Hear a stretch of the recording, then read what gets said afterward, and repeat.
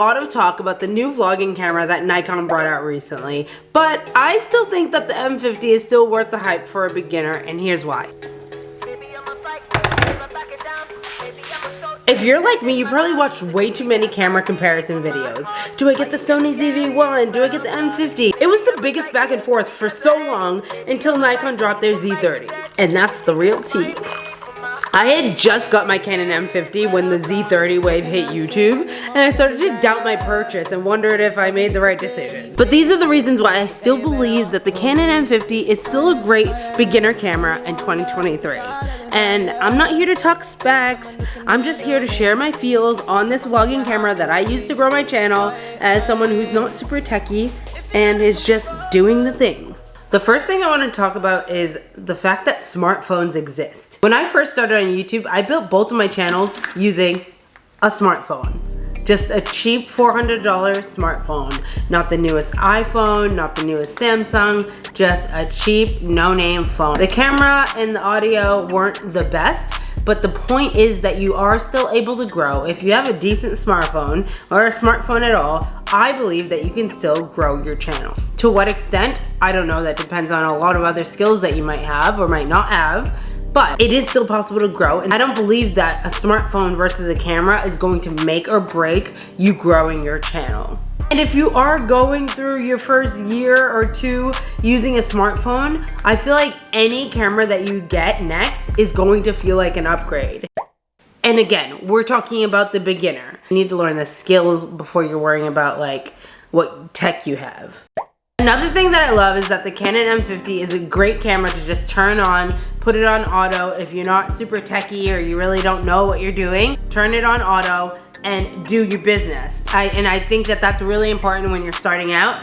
And then later on, you can learn more about the camera, more about the in-depth skills and all that kind of stuff. A camera and a kit lens, it's gonna take you so far. But I will still say, and I'm so big on this, I do not believe that you need a proper vlogging camera to start or grow your channel in the beginning. So stop getting so caught up on this. What you need to be worrying about in the beginning of your YouTube journey as an absolute beginner is staying consistent, getting comfortable in front of the camera, and learning the skills. This stuff comes down the line. I truly am such a big advocate of not investing so much money into your YouTube channel on the get. Since we started our YouTube journey, we started saving up right away for a camera, just $5 here, $10 here, and it added up over time.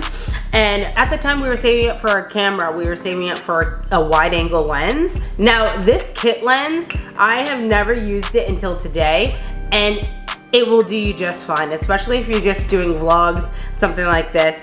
It's a great lens. Okay, so this is me using the kit lens, which this is the first time I've ever filmed on this kit lens. This is me on the wide angle lens. You can see more of the background. You can see that there's space between my head. And speaking of the lenses, that's another thing I do love about this camera. It can grow with you.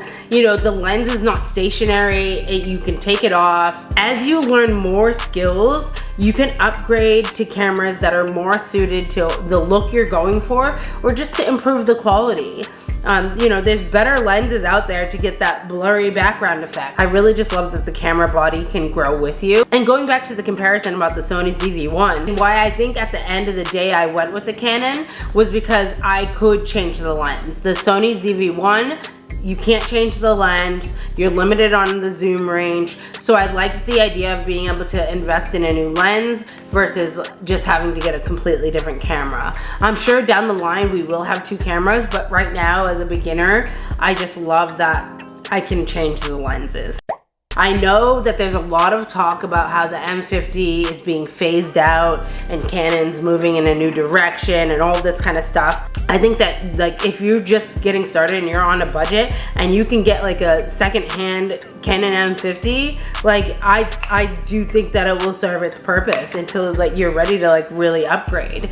Like I just don't think that like it should be completely written off just because it's like, oh, the old Canon M50. Like I still think that it serves its purpose for the beginner.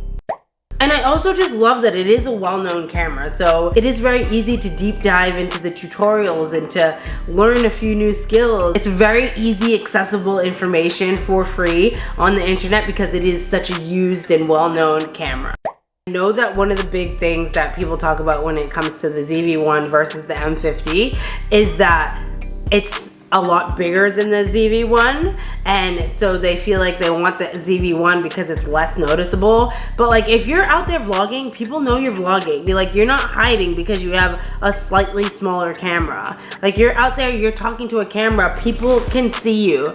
And I know this for a fact because we grew our channel using a phone and people still knew we were vlogging even though we were using a smartphone. You're just gonna have to get used to it because people are gonna know you're vlogging. It's going to be really hard to hide it. You're gonna have to really go out of your way to like hide that you're vlogging. And it is just one of the things that like are pushing you out of your comfort zone to just get more confidence behind the camera and speaking in front of other people.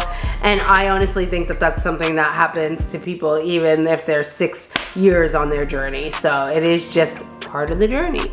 So as far as prices, I just pulled them up now so I can get like accurate pricing. At thegoodguys.com.au, these are Australian prices.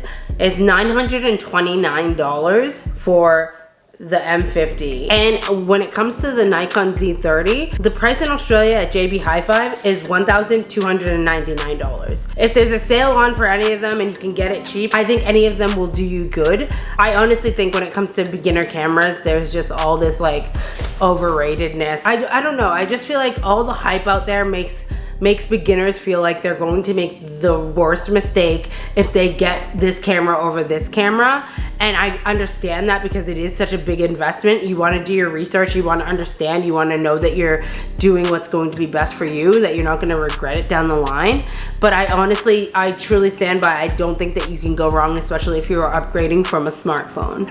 I think those are important things to factor in, but I don't think that it needs to be this like long, drawn out, like beating yourself up, like stressing over decision. But that's just my opinion. I know that a lot of people out there won't agree with that, but it is what it is, okay? You came to my channel, these are my thoughts, okay?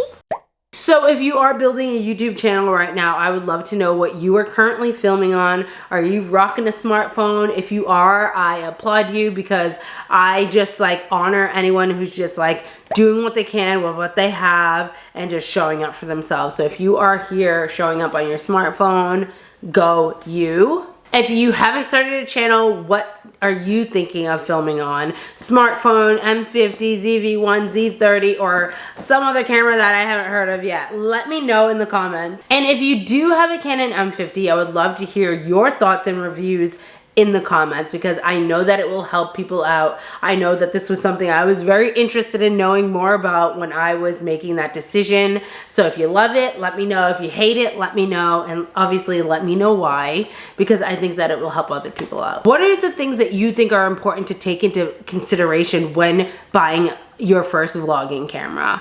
I think that that question is very important, and I think that it will help a lot of people out there. So let me know what you think in the comments.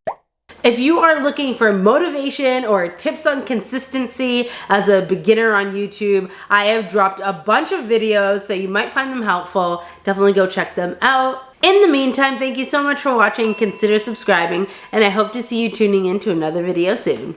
Bye!